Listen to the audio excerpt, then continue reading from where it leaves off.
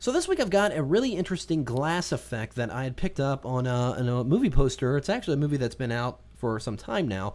It was called Children of Men with Clive Owen. Rather interesting movie, to say the least. But the image that I saw this movie on, it was actually a wallpaper image I saw online, was a really interesting effect of the subject, and it had broken glass, like he was looking through a broken window, and you could just see the subject kind of through the broken glass, and there was all this...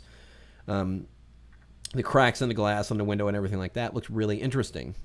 So I thought we'd tackle that with this subject right here. I've got this shot of this subject that looks really good, really dramatic, like you would see in a movie poster. She's kind of looking off to the side and the wind, kind of blowing her hair. It looks really interesting for what we're doing. So we have a stock image of this cracked window right here. And it's just black. It's a black and white image, so it's going to work perfectly for what we're the effect we're trying to generate here. So I'm going to go ahead and drag and drop it over into my layout. I'm just going to hold the Shift key down so it just drops it in the center of the layout, and we can minimize this document here. Now, to make the cracks of the glass visible and leaving the background so we can see our subject, it's just a matter of changing the blend mode of this layer. I'm just going to go under the blend mode menu here and change it to screen, which is going to make all the black areas invisible and leaving only the white areas to be seen over our subject. So now it looks like we've got this cracked window over the subject, but we're not going to stop there. First off, I noticed that the hole in the glass is not lined up with my subject over here on the right side. So we'll simply go under the edit menu and let's go to transform and choose flip horizontal. Now, got much better. The hole is over my subject, but I'm going to take it a step further and even go ahead and under edit again and then choose transform and this time choose flip vertical. And this is the beauty of it being a pretty abstract image, like an image of broken glass, because we can see it from any angle. So there's really no right or wrong way on where we need to position this, just whatever works for this composition. All right. So now that's looking pretty good with the glass. Now what I want to do here is actually cut out a larger hole than there is in the existing in the glass, because I actually want to see more of her face through this broken glass. So what I'm going to do is go ahead and grab the polygonal lasso tool, and it's going to actually use these cracks that kind of come out from the center of the hole here, and just start a selection. And this is where you just kind of use what's there. But the main concentration here is that we want to see a fair amount of her face. Not all of it. We're just going to have some areas obstructed just for the sake of drama. But I'm going to start up here in the top area and just click and start a selection. I'm just going to go across here. I think down here. I'm just going to... let's follow these lines here. Let's just go down a little bit here. Don't have to follow all the lines. I'm just kind of getting fairly dramatic areas here. Let's do this and just follow along the lines and try and be as random as possible so that you can see that it is broken glass, and this is just an area of the window that's just kind of broken through. So again, being just randomly going through here and selecting different areas. And you don't have to follow all lines all the time. It's like there's an area here where there's no lines at all, but I'm just going to go ahead and create one just to make this image work for what I'm going for. Actually, let's go up here.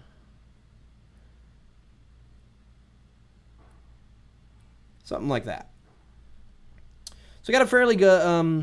a good amount going on here. Well, I'm going to go ahead and add a layer mask to this image, and since I have an active selection already, I'm going to hold down the Option key, that would be Alt on Windows. As I click on the layer mask icon, it will hide what is ever actively selected, just like that. So we can see that that area is getting kind of knocked out, and looks like we can see more of her face. Well, this broken glass image doesn't really seem to work on its own. It really is clean, other than the cracks and little nicks in the glass. It would be really clean glass, and in the image I saw, the glass was actually really kind of grungy and dirty. So I'm actually going to use this texture here that I have. Again, a simple stock texture that I found that's got some kind of a brushed element to it, really dirty. I think it's gonna work just fine for that. So let's go ahead and take that, drag and drop it over as well. And I want to use more of the brighter areas of this texture. So I'm actually going to scale it a little bit by putting it in free transform. I press Command T and let's just scale it up here a little bit there. There we go. And then I'm not going to use a blend mode, but I'm rather going to drop the opacity of this layer to around 50. And let's go ahead and bring that layer beneath the cracked glass layer in our layers panel here. So we've got that texture in there, and I need to go ahead and knock out the same area we did on the glass layer on this textured layer. And to do that really easily, since we've already made the layer mask here, if you hold down the Option key again on Mac, Alt on Windows, and then click and drag that layer mask to the layer just below, and it will go ahead and basically copy and paste that layer mask to the new layer.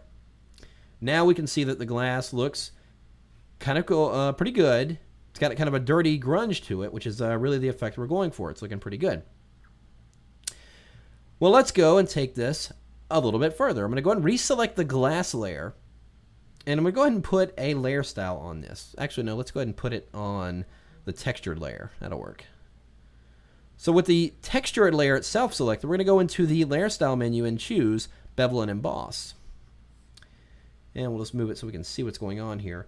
And I'm going to go into the technique here and change it to Chisel Hard and really bump up the depth of this. Now I'm going to go ahead and drop the size down. I don't want the bevel to be too large. Right now it's a little big. I'm going to actually drop it down to 2. And let's just play with some of the positioning of the lighting here.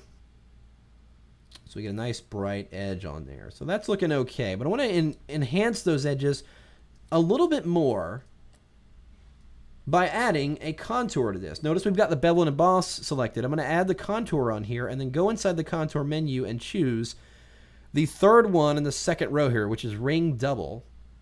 And that's, you can see that gives that edge, or that glass edge, a little bit more roughness to it. If I turn it on and off, you can see the difference there. It might even be a little bit too much. Let's just try the one next to it, a little single row. There we go. That looks pretty good.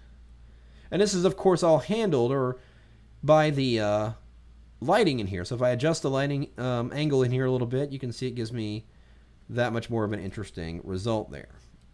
Puts a little bit more dimension on the edge of the glass there. There we go. That looks pretty good. All right.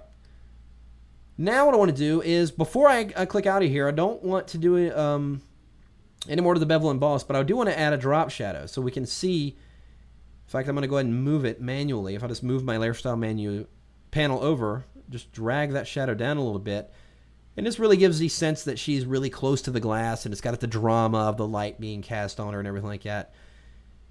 And I think that looks pretty good. All right. So now we're looking pretty good. We've got the cracks in the glass. I think this area right here really can go away. There's this little tiny sliver right there. I think I'm going to go ahead and get rid of that. Let's get a good sized brush here.